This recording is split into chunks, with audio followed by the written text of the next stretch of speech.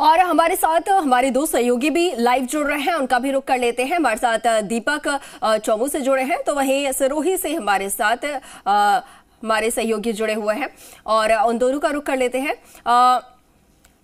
प्रदीप हमारे साथ चौमू से जुड़े हैं। सबसे पहले प्रदीप का रुख कर रहे हूं। प्रदीप, ग्रामीण इलाकों की अगर बात की जाए जयपुर के, तो जो पारा है वो माइनस में नजर आ रहा है कई जिलों में, पिछले 2 दिनों से देखने को मिला है। आज की अगर बात की जाए तो आज फिलहाल जो टेम्परेचर है वहां का कितना दर्ज किया गया है और जनजीवन जो है वो इस भीषण सर्दी में किस तरीके से प्रभावित नजर आ रही है? बिल्कुल अंकुर, पिछले 3 दिन की बात की जाए तो लगातार तापमान में गिरावट दर्ज की गई है, जिसके चलते ठंड बढ़ी है। और बढ़ती ठंड को देखकर जिला कलेक्टर ने स्कूलों की छुट्टियां भी 7 जनवरी तक बढ़ा दी हैं। कुल मिलाकर 7 जनवरी तक स्कूलों की छुट्टियां रहेंगी। अब पिछले 3 दिन की बात की जाए तो लगातार पारा जो है लुढ़कता नजर आ रहा है, कड़ाके की ठंड पड़ रही है। तो ग्रामीण इलाकों में पानी की जो आवक होती है, काश्तकार किसान जो है पानी से सिंचाई करते हैं, इसकी वजह से भी वहां ठंड है। सुबह सुबह जब देखा जाता है तो बर्फ जमी होती है। ऐसे में पूरे ग्रामीण इलाके में ठंड बढ़ी है। ठंड के चलते जनजीवन प्रभावित है। दूसरी तरफ अगर हाईवे पे बात की जाए तो अल सुबह तक 7 बजे तक कोहरा रहता है। कोहरे के चलते छोटे मोटे हादसे भी रहते हैं। विजुअलिटी कम होने के चलते दिखाई नहीं देते हैं, तो लोगों को परेशानी जाहिर तौर पे होती है। इस तरह की बात चौमू इलाके की बात की जाए तो यहाँ भी पिछले 3 दिन से लगातार ठंड अपना कहर बरपा रही है। लोग अपने घरों में दुबके रहते हैं। सुबह के समय पे बस स्टैंड, नगर पालिका के इर्द गिर्द में लोग अलाव तापते नजर आते हैं।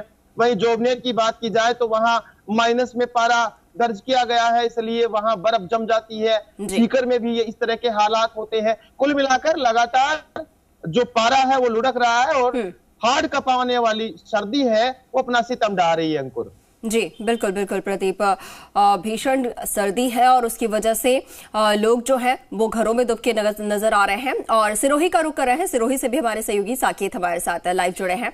साकेत, एकमात्र हिल स्टेशन है, अगर आज का हाल जानना चाहें हिल स्टेशन का तो वहां के क्या हालात है? टेम्परेचर आज कितना दर्ज किया गया है वहां पर?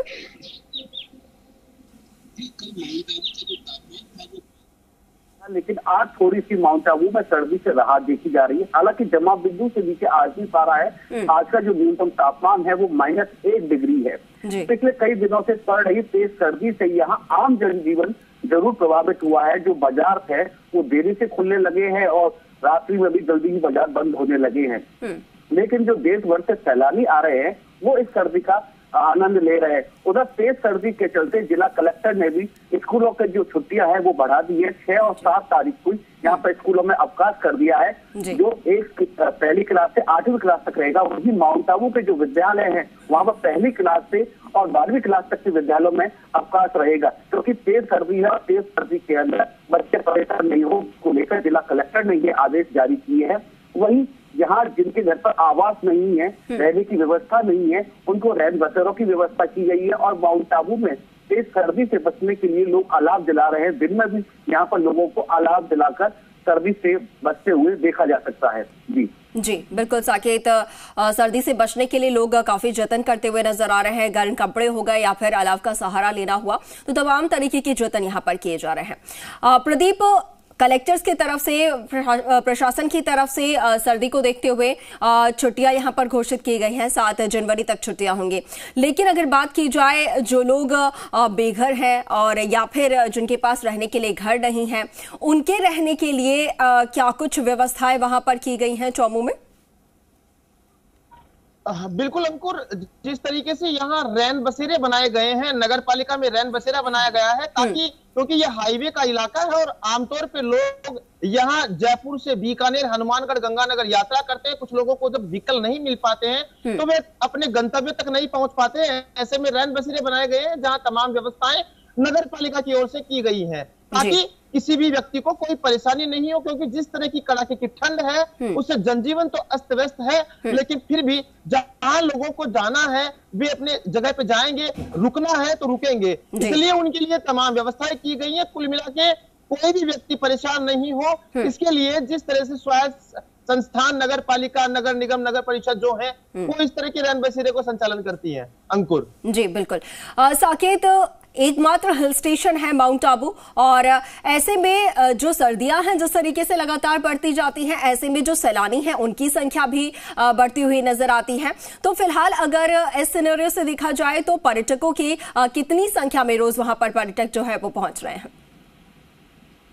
जी, माउंट आबू अपनी सर्दी के लिए देश भर में खास पहचान रखता है और इसी सर्दी को महसूस करने के लिए सैलानी भी माउंट आबू में रुक करते हैं।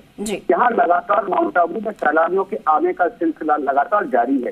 करीब प्रतिदिन हजारों की संख्या में सैलानी माउंट आबू पहुंच रहे हैं, जिससे यहाँ पर होटल व्यवसायी और रेस्टोरेंट व्यवसायी है वो भी खुश नजर आ रहे हैं, क्योंकि उनके यहाँ पर रूमों की बुकिंग हो रही है, रेस्टोरेंट अच्छे खासे चल रहे हैं। हालांकि बाजार देरी से खुलते हैं और जल्दी ही बंद हो जाते हैं शाम को, लेकिन दिन में बाजारों में भी पर्यटकों की अच्छी खासी भीड़ देखी जाती है। जो माउंट आबू के पर्यटक स्थल है वहां पर दिन में अच्छी चहल पहल पर्यटकों की यहाँ पर देखी जा रही है।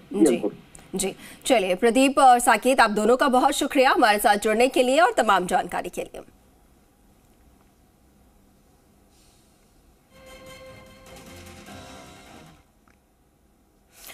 प्रदेश के मुख्यमंत्री अशोक गहलोत आज डूंगरपुर जिले के एक दिन के दौरे पर रहेंगे। आपको बता दें कि अपने दौरे के दौरान सीएम अशोक गहलोत जो है